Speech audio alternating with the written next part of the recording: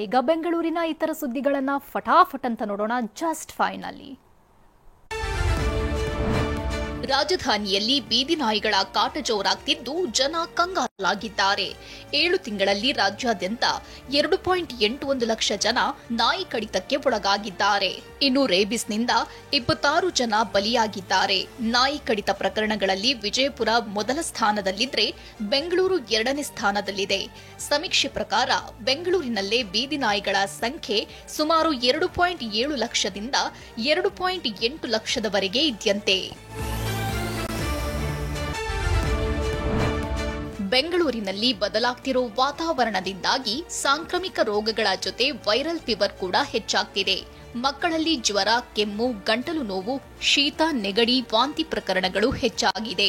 Dengue, typhoid ಕೂಡ ಕಾಣಿಸಿಕೊಳ್ತಿವೆ. ಇಂದಿರಾ ಗಾಂಧಿ ಮಕ್ಕಳ ಆಸ್ಪತ್ರೆಗೆ ಪ್ರತಿನಿತ್ಯ 550 ರಿಂದ 600 ಮಂದಿ ಚಿಕಿತ್ಸೆಗೆ ಬರ್ತಿದ್ದಾರಂತೆ. 1000 ಎಕರೆ ಜಾಗದಲ್ಲಿರೋ ಬೆಂಗಳೂರು ವಿವಿ ಕ್ಯಾಂಪಸ್ ಈಗ ಕಸದ ಕ್ಯಾಂಪಸ್ ಆಗಿದೆ. ಕ್ಯಾಂಪಸ್ ಮೂಲಕ ತೆರಳೋ ಸಾರ್ವಜನಿಕರು ಕಸ ತಂದು ಕ್ಯಾಂಪಸ್ನಲ್ಲಿ ಬಿಸಾಡ್ತಿದ್ದಾರೆ. ವಿವಿ ಆಡಳಿತ ವಿಭಾಗದ ಅಧಿಕಾರಿಗಳು ಅಲ್ಲಲ್ಲಿ ಬೋರ್ಡ್ಗಳನ್ನು ಅಳವಡಿಸಿದ್ದಾರೆ. ಆದರೆ ಸಿಸಿಟಿವಿ ಹಾಗೂ ಭದ್ರತಾ ಸಿಬ್ಬಂದಿ ಮೂಲಕ ನಿಗಾ ವಹಿಸಿಲ್ಲ. ಸಂದರ್ಶನವೊಂದರಲ್ಲಿ ನಟಿ ದೀಪಿಕಾ ದಾಸ್ ಕುರಿತು ಯಶ್ ತಾಯಿ ಪುಷ್ಪಾ ಅವರು ಕೇವಲವಾಗಿ ಮಾತನಾಡಿದ್ರು.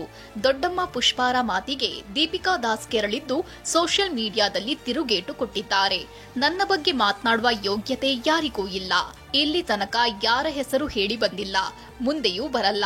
ಬೆಲೆ ಕೊಟ್ಟ ಮಾತ್ರಕ್ಕೆ ಭಯ ಅಂತಲ್ಲ. ಅಮ್ಮ ಆದ್ರೂ ಸರಿ, ದೊಡ್ಡಮ್ಮ ಆದ್ರೂ ಸರಿ, ಪುಷ್ಪಮ್ಮ ಆದ್ರೂ ಸರಿ ಅಂತ ಪೋಸ್ಟ್ ಮಾಡಿದ್ದಾರೆ. ಹಾಗೆ ನಿಮ್ಮ ಅವಶ್ಯಕತೆ ನಮ್ಗಿಲ್ಲ, ದೊಡ್ಡವರ ಅತಿರೇಕದ ಸಣ್ಣತನ ಬೇಡ ಅಂತ ಕ್ಲಾಸ್ ತಗೊಂಡಿದ್ದಾರೆ.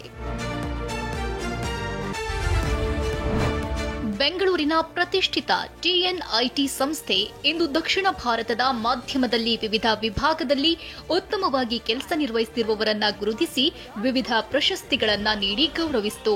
ಬೆಂಗಳೂರು ಅರಮನೆ ಮೈದಾನದಲ್ಲಿ ನಡೆದ ವರ್ಣರಂಜಿತ ಕಾರ್ಯಕ್ರಮದಲ್ಲಿ ಟಿವಿ9ನ ಹಿರಿಯ ನಿರೂಪಕರಾದ ರಂಗನಾಥ್ ಭಾರದ್ವಾಜ್ ಅವರಿಗೆ ಮಾಧ್ಯಮ ರತ್ನ ಪ್ರಶಸ್ತಿ ನೀಡಿ ಗೌರವಿಸಲಾಯಿತು. ನಿರೂಪಕ ಅವಿನಾಶ್ ಅವರಿಗೆ ಬೆಸ್ಟ್ ಆಂಕರ್, ನಿರೂಪಕಿ ಮಧುಶ್ರೀ ಅವರಿಗೆ ಬೆಸ್ಟ್ ಫಿಮೇಲ್ ಆಂಕರ್, ಟಿವಿ9 ವಾಹಿನಿಯ ರಾಮಕೃಷ್ಣ ರೆಡ್ಡಿ ಅವರಿಗೆ ಅತ್ಯುತ್ತಮ ಹಿನ್ನೆಲೆ ಧ್ವನಿ ಪ್ರಶಸ್ತಿ, ಪ್ರಜ್ವಲ್ ಅವರಿಗೆ ಬೆಸ್ಟ್ ಕ್ರೈಮ್ ರಿಪೋರ್ಟರ್ ಅವಾರ್ಡ್ ನೀಡಲಾಯಿತು. ಮೈಸೂರು ಜಿಲ್ಲಾ ಪ್ರತಿನಿಧಿ ರಾಮ್ಗೆ ಉತ್ತಮ ದಸರಾ ಕವರೇಜ್ಗಾಗಿ ವಿಶೇಷ ಪ್ರಶಸ್ತಿ ನೀಡಲಾಯಿತು.